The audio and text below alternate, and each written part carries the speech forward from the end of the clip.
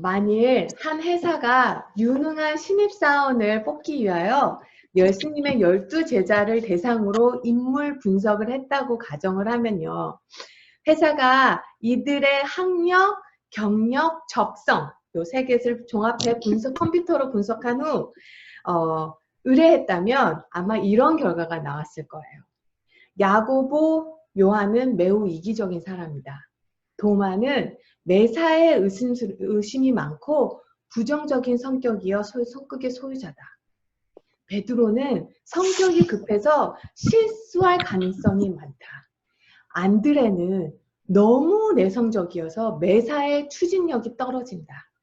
야고보는 혁명가적 기질이 있어서 위험한 존재이다. 세리 출신 마태는 자신의 이익만을 추구하는 이기적인 사람이다. 제자 중에 가장 적합한 자는 가롯 유다뿐이다. 그만이 학식과 경험을 겸비한 인물이며 실업가의 감각과 사교성을 지니고 있다. 라는 분석이 나왔을지도 모르겠습니다. 그러나 기독교 역사를 변화시킨 사람은 실격자로 판단난 이 제자들이었어요. 12제자 중에 가장 유능했던 사람 유다는 예수님을 떠났고 오히려 부족했던 나머지 제자들은 예수님께서 맡기신 일을 죽기까지 순종했습니다. 이 제자들도 처음부터 산을 옮길 만한 믿음이 있었던 건 아닙니다. 오늘 본문 말씀은 바로 이 산을 옮길 만한 믿음의 시작에 관한 본문의 말씀입니다. 오늘 본문에서 일어난 일은 예수님께서 이제 갈릴리 사역의 마지막 부분에서 일어났어요. 갈릴리 사역의 마지막 부분에 예수님은 일명 변화산 사건이라고 하죠. 오늘 본문 앞부분에 보면요. 예수님께서 늘 가까이 하던 세 명의 제자 베드로, 야고보, 요한을 데리고 높은 산에 올라가십니다. 그리고 그곳에서 예수님께서는 자신의 신격, 디바인 네이처를 그들에게 살며시 조금 보여주십니다. 제자들이 보는 가운데 주님의 모습이 인간 예수의 모습에서 하나님의 모습으로 변하기 시작합니다. 얼굴이 해같이 빛나고 예수님이 입은 옷이 빛이나 보지 못할 정도로 흰색으로 비쳤습니다. 이런 놀라운 역사가 변화산 이 산 위에서 이 황홀한 일이 일어나고 있는 동안에요. 자, 이제 나머지 9명의 제자들은 이 산 아래에 있는 이 마을에서 이 산 위에서 일어나는 이런 엄청난 황홀한 일에 정반대적인 현실에 부딪히는 일을 경험하고 있습니다. 산 아래에서는 이제 9명의 제자들이 남아있잖아요. 근데 이 9명의 제자들에게 한 아버지가 찾아왔어요. 그에게는 아들이 한 명 있는데요. 외아들이 있는데 이 아들이 정상이 아닙니다. 간질병에 걸린 거예요. 그리고 마가복음, 누가복음을 의하면 마가복음 9장, 누가복음 9장에 의하면 이 아이는 명적인 문제도 있었습니다. 주님이 새 제자와 산에서 내려오는 것을 본 아버지가 주님께 찾아와 부르짖으며 무릎을 꿇고 애원을 합니다. 15절 말씀. 주여 내 아들을 불쌍히 여기소서. 그가 간질로 심히 고생하여 자주 불에도 넘어지며 물에도 넘어지이다. 내가 주의 제자들에게 데리고 왔으나 능히 고치지 못하더이다. 아들이 하나가 있는데 간질병이 있고 영적인 문제가 있어 자살도 여러 번 시도한 것 같습니다. 이 말을 들은 예수님은요. 산에서 내려온 예수님은 한쪽에는 아이의 병을 고치지 못해서 잔뜩 주눅이 들은 제자들이 이렇게 서 있고요. 또 한쪽에는 내가 너네들 그럴 줄 알았어 하면서 아이를 고치지 못한 제자들을 못마땅한 눈으로 바라보고 있는 서기관과 바리새인들이 있고요. 그 앞에는 이제 아이 때문에 속이 타는, 애간장이 타는 아버지가 있었습니다. 아버지와 아들이. 근데 그 안에는요, 또 다른 한 명이 있었어요. 바로 마귀예요. 아이를 죽일 기회만 호시탐탐 노리고 있는 마귀도 그곳에 있었습니다. 아버지는 여기서 주님께 아들의 문제를 가지고 나와 무릎을 꿇었습니다. 인간의 힘으로 아무것도 할 수 없는 한계의 상황에서 이 아버지는 주님을 찾아 아들을 맡긴 것입니다. 우리에게도 이런 자녀들이 있을 수 있습니다. 자살이 사망 원인 10위에 든다고 하더라고요. 10위에. 1년에 전 세계적으로 자살로 사망하는 사람이 80만 명. 2019년에는 1 밀리언 피플이 자살을 했다고 합니다. 그리고요, 2020년에 이 지금 코로나 바이러스 이 상황에는요, 1.5 밀리언이 자살을 할 거라는 예상을 합니다. 15세에서 44세의 젊은 나이에 자살률은 자살률이요. 그 안에서 청소년 자살률이 한국이 1위라고 합니다. 한국 여학생 자살률이 세계에서 1위라고 하고요. 남학생 자살률이 세계에서 3위라고 합니다. 자녀를 키우다 보면 아무리 해도 안 될 때가 있어요. 울면서 사정도 한번 해보고요. 매를 들어보기도 하고요. 집에서 내쫓을 거라고 얼음장을 놓기도 합니다. 근데 아무것도 소용이 없어요. 그 누구도 이들의 메마르고 틀어진 허무한 마음을, 사람은요, 자기가 누군가에게 소중한 존재이다. 나도 할 수 있는 일이 있다. 나를 필요하는 사람이 있다라고 느껴지면 자살을 하지 않게 된다고 합니다. 이 허무한 마음을 미디어나 게임으로 채워는 가지만 결국은 그것이 더욱 날카로운 목마름으로 다가오죠. 더 허무하게 다가오죠. 아이를 키우다 보니까요, 부모가, 엄마가 아이한테 해줄 수 있는 게 2가지밖에 없더라고요. 밥 해주는 거하고요, 쉬지 말고 기도해 주는 거. 아이들이 점점 커가니까요, 부모의 손이 그렇게 많이 필요하지 않더라고요. 청년들을 보면, 청년 사역만 15년을 했는데요. 청년들을 보면 어린 나이인데도 믿음의 뿌리가 깊은 청년들이 있어요. 크게 마음고생을 한 것도 없어요. 사실 고난이 간증이 되는데요. 청년들은 크게 마음고생을 한 것도 없는 것 같은데 믿음의 뿌리가 그 나이에 비해 참 깊어요. 근데 그 청년들을요, 여기는 항상 공통 분모가 있어요. 그런 청년들 뒤에는요, 기도하는 부모가 계시더라고요. 그냥 기도하는 게 아니라 죽자 살자 기도로 쌓으시는 부모님이 계시더라고요.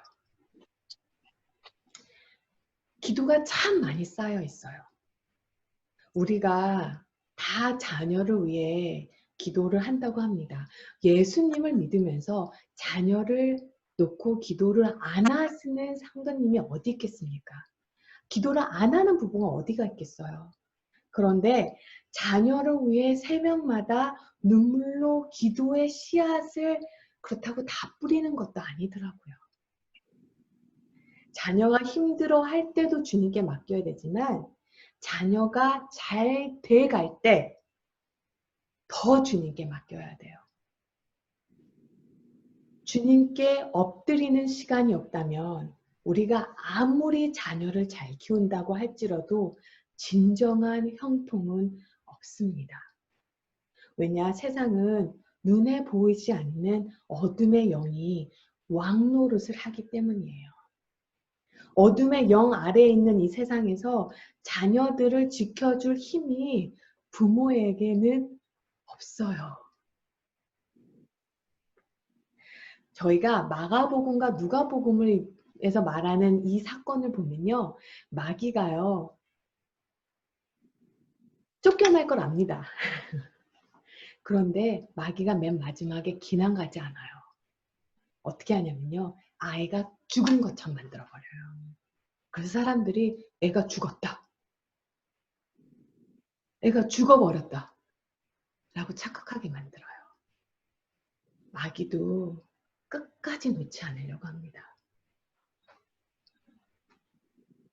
하지만 그 어둠의 영이 아무리 어둡다 하더라도, 세상의 영이 아무리 어둡다고 하더라도요, 눈물로 자녀를 위해 기도하는 부모에게서 자녀를 빼앗아 지옥으로 데려갈 수는 없습니다.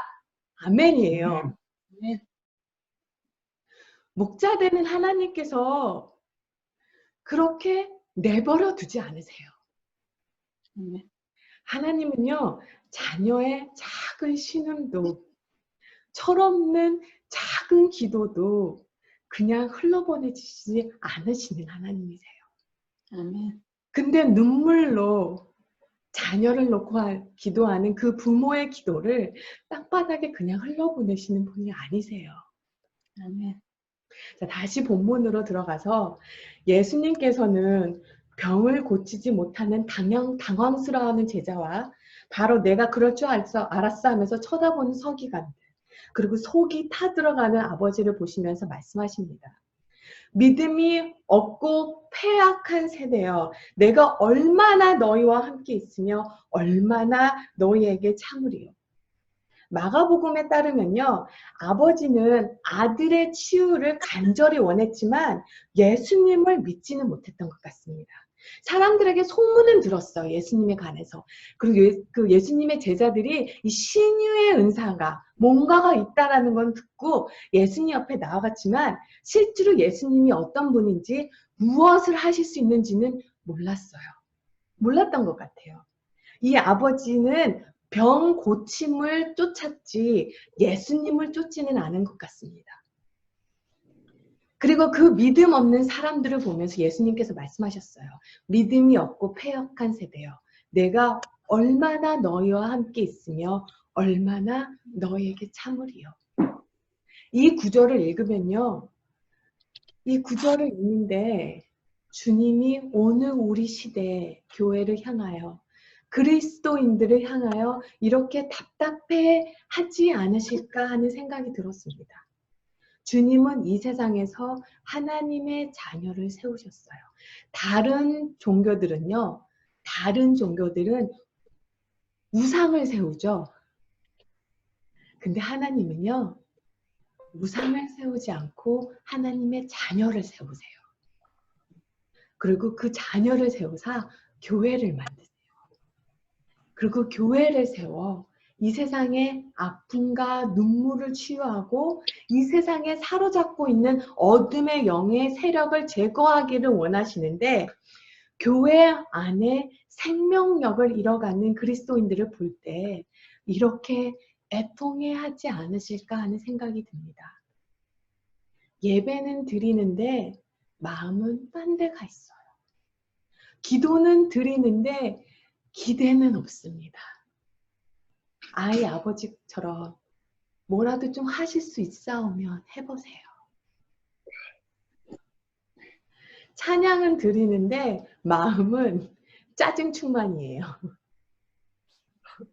예배는 믿는 자에게서는 숨통입니다. 네. 예수님을 바라보지 않으면 숨이 막혀요. 예배를 드리지 않으면 내 안에서 생명이 빠져나가는 것 같아요. 숨이 쉬어지지가 않아요. 내 몸 안에 있는 모든 세포들과 모든 혈관들이 소리를 지릅니다. 하늘에선 주 외에 누가 내게 있으리요. 땅에서 주밖에 내 사모할 자 없나리라. 근데 이 외아들을 데려온 이 아버지는요, 병 치유가 목적이었지 예수님이 목적은 아니었던 것 같습니다. 그 마음을 보시고 예수께서 꾸짖어 마가복음 9장에 보면, 꾸짖으시자 마가복음 9장에 보면 이 아버지가 이렇게 말해요. 곧 이 아이의 아버지가 소리를 질러 이르되 내가 믿나이다. 나의 믿음 없는 것을 도와주소서 하더라.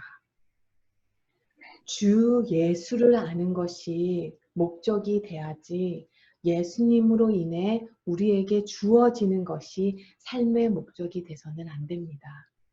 성경에서는요, 예수님을 찾아온 두 부자 얘기가 있습니다. 하나는 마태복음 19장, 또 다른 하나는 마가복음 19장에 나오는데, 누가복음 19장에 나오는데요.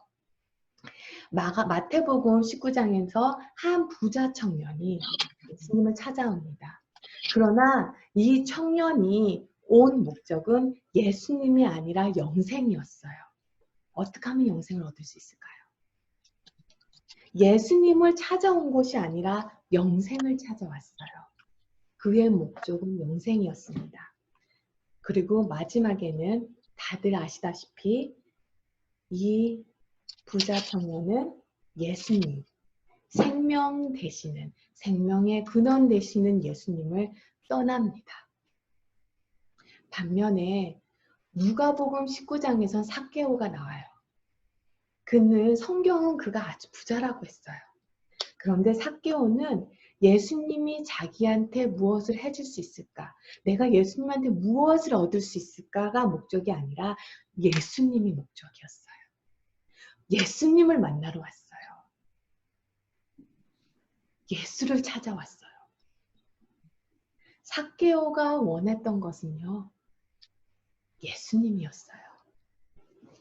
그리고 그 결과 삭개오뿐만 아니라 그의 가족까지 영생을 얻었다고 합니다. 영생은 믿음 생활의 시작이에요. 이 시작의 지점이 마지막 지점이 되어버리면 안 돼요.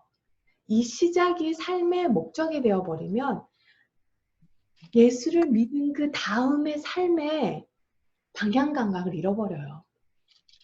예수님을 쫓아야 해요. 예수님만 바라봐야 해요. 예수님의 삶의 희망이 돼야 되고요. 살아가는 목적이 돼야 돼요. 예수님이 내가 숨 쉬는 이유가 돼야 돼요. 아멘. 예수님이 나의 존재의 이유가 돼야 돼요. 아멘. 그래야 이 복잡한 세상에서 나도 그리고 우리 가족도 목자가 있음에도 불구하고 목자가 없는 삶을 살지 않을 수가 있습니다. 부모가 있는데 어떤 아이가 부모 없는 듯이 그와 같이 혼자 밥 해먹고 혼자 돈 벌고 혼자 외롭게 살아가겠습니까? 다시 본문으로 돌아가서요. 제자들도 사람들을 치유하고 싶었어요. 제자들도 아이를 치유하고 싶었어요. 그리고 그럴 능력도 있었어요. 이미 마태복음 18장이랑 10장에 보면요. 예수님께서 제자들에게 병 고칠 능력도 권능도 주셨고요. 귀신을 쫓아낼 권세도 이미 주셨어요. 하지만 그러진 못했습니다. 그래서 제자들이 예수께 말합니다. 도대체 뭐가 문제였나요? 그래서 예수님께서 20절에서 말씀하십니다. 너희 믿음이 작은 까닭이라. 진실로 너에게 이르노니 만일 너희에게 믿음이 겨자씨 한 알만큼만 있어도 이 산을 명하여 여기서 저기로 옮겨지라 하면 옮겨질 것이요 또 너희가 못할 것이 없으리라. 이 말씀은 꼭 우리에게 제자들이 겨자씨만한 만큼의 믿음이 없었다고, 겨자씨 정도로 작은 믿음도 없었다고 느껴지는데요. 이건 영어 성경이 더 잘 번역이 되어 있어요. 영어 성경 NIV 말고요. ESV나 킹 제임스 버전이요. 이게 원어를 제일 잘 번역한 케이스인데요. 영어로는 이렇게 되어 있습니다. If you have a faith like a mustard seed. 즉, 너희가 겨자씨 같은 믿음이 있다면, 너희가 겨자씨 같은 믿음이 있다면, 그럼 겨자씨 같은 믿음은 무엇일까요? 겨자씨 같은 믿음이 무엇이길래 이 산을 명하여 여기서 저기로 옮겨지라 하면 옮겨질까요? 여기서 우리는 겨자씨 크기에 대해 너무 강조하는 경향이 있어요. 그러나 예수님께서는 겨자씨가 작기 때문에 그 이유 하나만으로 겨자씨를 예문으로 사용하신 것은 아닌 것 같습니다. 마태복음 14장 23절을 보면요. 예수님께서 말씀하세요. 천국은 마치 사람이 자기 밭에 갖다 심은 겨자씨 한 알 같으니 이는 모든 씨보다 작은 것이로되 자란 후에는 풀보다 커서 나가다 되면 공중의 새들이 와서 그 가지에 깃들입니다. 개역 개정판은 번역이 너무 힘들어요. 그렇다면 겨자씨 같은 믿음은 무엇일까요? 겨자씨가 밭에 심으면 풀보다 크게 자라는 것이 겨자씨가 작아서일까요? 아니죠. 겨자씨가 작기는 하지만 겨자씨가 땅에 심으면 싹이 트고 자라는 이유는요. 그 안에 생명이 있기 때문입니다. 예수님께서 기적을 행하는 것에 얼마나 작은 믿음이 필요한지를 강조하고 싶으셨다면요. 예수님께서 이 작다라는 이것을 강조하고 싶으셨다면 겨자씨 외에 다른 것을 사용하실 수도 있었어요. 먼지, 흙, 깻잎씨도 무지 작더라고요. 이스라엘에 깻잎이 또 있어요. 하지만 먼지나 흙을 땅에 심는다고 자랄까요? 아니죠. 왜냐하면 그 안에는 생명이 없기 때문입니다. 겨자씨가 비록 작고 작은 것 중에 하나지만 그 안에 생명이 있기에 심으면 자라고 열매도 맺습니다.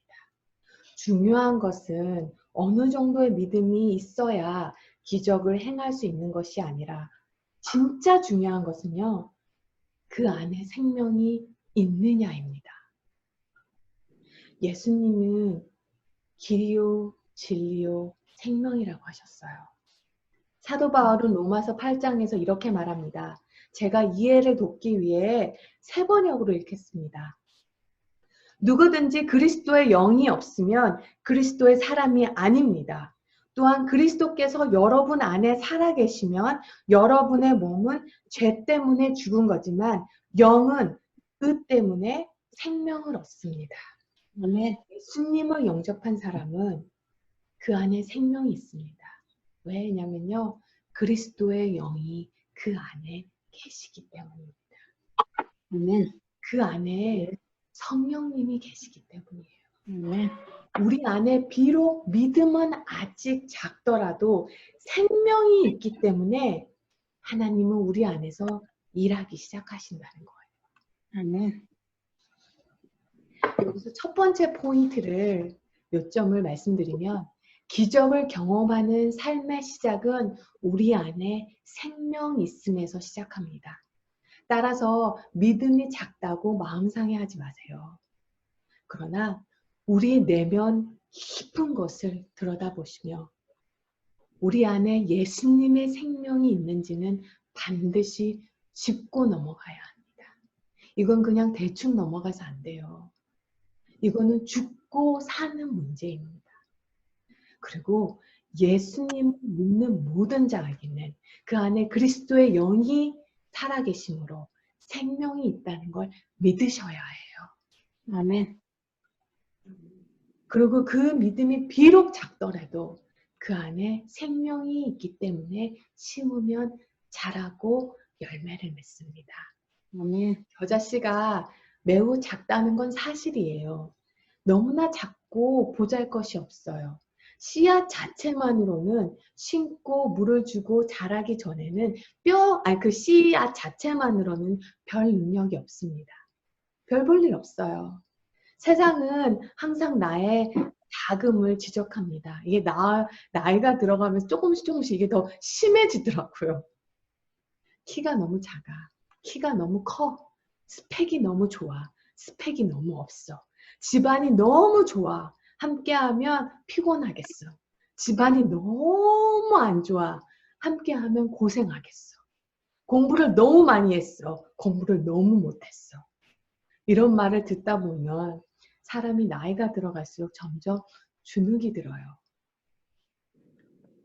열등감이 생기죠.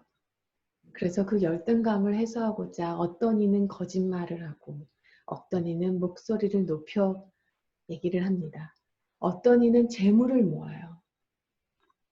어떤 사람은 신앙의 내공을 자랑합니다. 하지만 그 안에 들여다보면 열등감이 있어요. 열등감은 우월감과 함께 가거든요.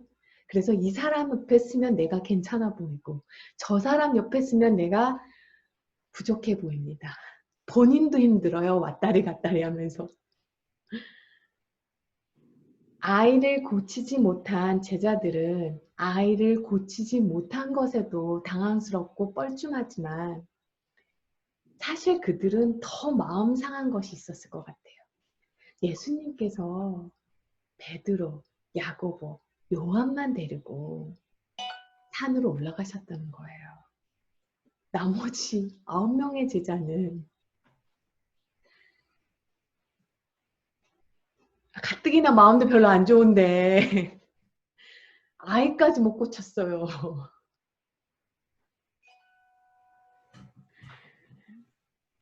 예수님의 이 말씀이 정말로 너무나 마음에 다가와요. 이 상황에서요, 마태는 스스로 이렇게 생각했을 것 같아요. 나 같은 셀이 남 등골만 빼먹고 살았어. 살았던 내가 무엇은 하겠어. 예수님께서 나에게 뭘 맡기려고 하겠어. 봐봐, 돈도 유다에게 맡기잖아.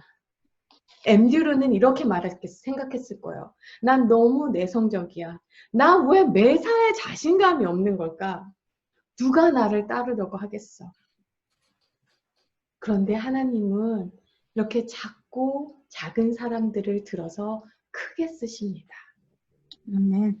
사도 바울이요. 고린도전서 1장 27절에서 이렇게 말합니다. 그러나 하나님께서 세상에 미련한 것을 택하사 지혜 있는 자들을 부끄럽게 하려고 하시고 세상에 약한 것들을 택하사 강한 것들을 부끄럽게 하려 하시며 하나님께서는 세상에 선한 것들과 멸시받는 것들과 없는 것들을 택하사 있는 것을 폐하려 하시나니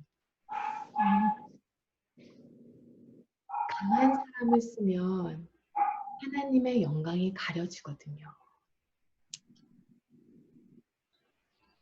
그러므로 믿음이 작다고 마음 상해하지 마세요. 내 스스로가 너무 작아 보인다고 낙심하지 마세요. 우리를 죄에서 구원하신 하나님께서 생명이 있는 한 일하기 시작하십니다. 우리를 죄와 사망의 권세에서 구원하신 하나님께서 우리를 좌절감과 열등감과 실패감과 굴욕감에서 그냥 내버려 두지 않으세요. 어느 부모가 그냥 내버려 두겠습니까? 하나님은 하나님의 자녀를 그렇게 내버려 두지 않으세요. 그러니 생명이 있음에 만족하고 거기서 끝내시면 안 돼요. 생명이 있음이 시작입니다. 아멘. 로마서 12장 3절에서요, 바울이 하나님께서는 각 사람에게 나누어 주신 믿음의 분량에 대해서 이야기를 합니다. 물론 이 구절은요, 성령의 은사에 관한 이야기를 하고 있지만 이 구절을 일반적으로 하나님에 대한 우리의 믿음에도 적용시킬 수 있다고 봐요. 저는 우리 모두가 같은 양의 믿음을 가지고 있거나 같은 믿음의 양으로 신앙생활을 시작했다고 생각하지 않아요. 어떤 사람은 사도 바울처럼 시작을 하고요. 어떤 사람은 디모데처럼 시작합니다. 어떤 사람은 마가처럼 시작을 합니다. 믿음의 시작이 다 달라요. 그리고 믿음이 자라는 속도도 다릅니다. 그 속도는요. 말씀에 얼마나 순종했느냐에 따라가요. 어떤 분이 말씀하시기를 참 거룩한 고민이에요. 정말 너무나 귀한 고민이에요. 자기는 성경도 읽고 기도도 하는데 도통 믿음이 자라지 않는다는 거예요. 10년 전이랑 별 차이가 없다는 거예요. 그래서 여쭤보았습니다. 말씀에 순종은 해보셨습니까? 말씀에 순종하기 전까지는요, 그 말씀을 진짜로 믿는 것이 아닙니다. 믿어지면요, 순종하게 되어 있어요. 순종과 믿음은 함께 갑니다.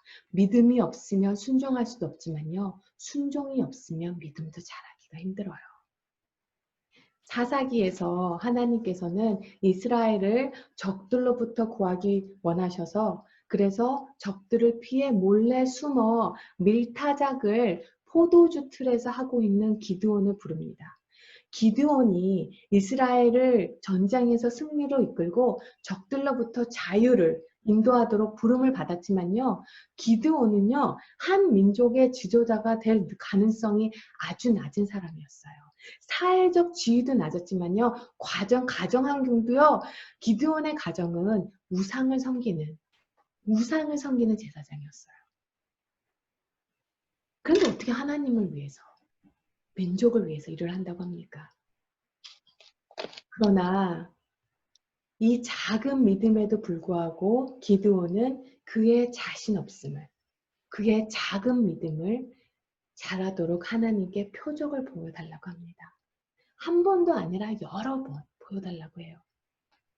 비록 기드온이요, 영적으로나 육적으로나 리더를 할 그릇은 아니었으나 하나님께서 자기를 부르시고 하나님께서 자기를 사용하시겠다는 그것을 알게 되자 그는 그 작은 믿음으로 순종을 합니다.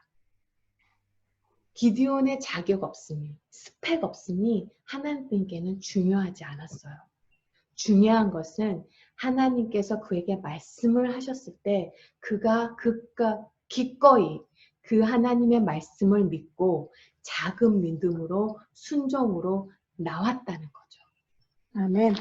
너무 내성적이었던 앤드루는 지금 요즘 시대에 소련, 그리고 터키, 그리고 그리스까지 가서 복음을 전했다고 합니다. 그리고 그리스에서 순교했다는 말이 있죠. 매사에 부정적이었던 도마는 시리아, 그리고 동쪽으로는 인도까지 갔다고 합니다. 돈을 사랑했던 마태는 페르시아, 이티오피아. 사랑하는 성도 여러분, 그러니 믿음이 작은 것은 문제가 아닙니다. 우리 안에 생명이 있음을 잊으시면 안 돼요. 그리고 우리 안에 믿음을 자꾸 사용하셔야 돼요. 순종으로 자꾸 영적 근육을 키우셔야 된대요. 아멘. 마태복음 설교를 마치면서요. 마태복음 25장에 달란트 비유가 나옵니다. 한 사람에게는 금 5달란트를, 다른 사람에게는 금 2달란트를, 그리고 마지막 사람에게는 금 1달란트를 줍니다. 근데 기억하셔야 돼요. 땅에 1달란트를 묻은 이 종은 하나님께서 실패했기 때문에 혼내시지 않으셨어요. 그는 아무것도 하지 않은 것에 혼이 났다는 것을 꼭 기억하셔야 됩니다. 기도드립니다.